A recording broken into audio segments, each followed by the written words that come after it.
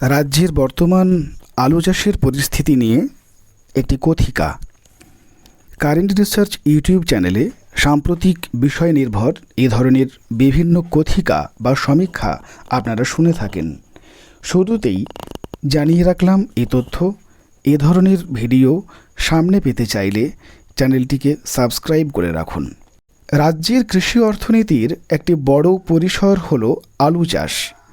রাজ্যের কৃষির বিগত দিনের পরিসংখ্যান এবং প্রবণতার দিকে লক্ষ্য রাখলে সহজেই বোঝা যায় বর্তমানে রাজ্যের বেশ কিছু জেলা, বিশেষত দক্ষিণবঙ্গের বহু জেলা আলু চাষের প্রতি যথেষ্ট উৎসাহী।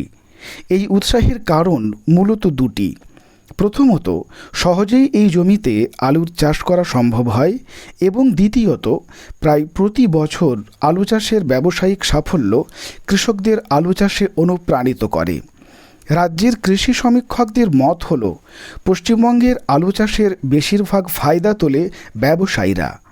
সরাসরি কৃষকদের ব্যাপক পরিমাণ লাভ খুব সচরাচর দেখা যায় না, যদিও এর ব্যতিক্রমী ঘটনাও ঘটে।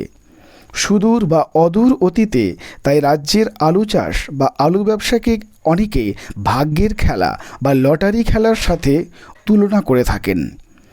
তবে একথা অস্বীকার করার কোনো জায়গা নেই যে দক্ষিণবঙ্গের কৃষি অর্থনীতিতে আলুর একটি বিরাট বড় প্রভাব রয়েছে। এরপর আসি বর্তমান পরিস্থিতির কথায়। এবছর তথা 2026 সালের পশ্চিমবঙ্গের আলুর দাম এখনও পর্যন্ত যথেষ্ট কম। দাম এতটাই কম যে অনেক ক্ষেত্রে চাষিদের খরচের টাকাও উঠে আসছে না বলে শোনা যাচ্ছে। বিগত 4-5 বছর আগে পর্যন্ত এই চিত্র কিন্তু এতটা মারাত্মক ছিল না। অবশ্য গত বছরের কথা আপনাদের মনে থাকতে পারে, যেখানে প্রথমবার জমিতে আলু লাগানোর পরপর দুবার বৃষ্টিতে সব নষ্ট হয়ে যায়, এবং অনেক ক্ষেত্রে চাষিরা দ্বিতীয়বার বা কোথাও তৃতীয়বার আলু বীজ পুঁতেছিল। চাষের শুরুতেই এইরকম ধাক্কা খাওয়ার পরও কিন্তু এতটা লোকসানের কথা তখন শোনা যায়নি। কিন্তু এবছরের পরিস্থিতি একটু অন্যরকম। এক্ষেত্রে জড়িয়ে আছে কিছু উপর মহলের আমদানি রপ্তানি সংক্রান্ত নীতি নির্ধারণ।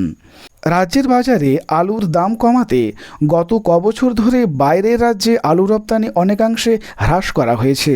ফলে রাজ্যের অভ্যন্তরে কিছুটা আলুর দাম কমানো সম্ভব হয়েছে। কিন্তু রপ্তানি না হওয়ায় জাতীয় স্তরে রাজ্যের আলুর দাম অনেকখানি কমে গেছে। এর সঙ্গে যুক্ত হয়েছে এই বছরের প্রচুর ফলন।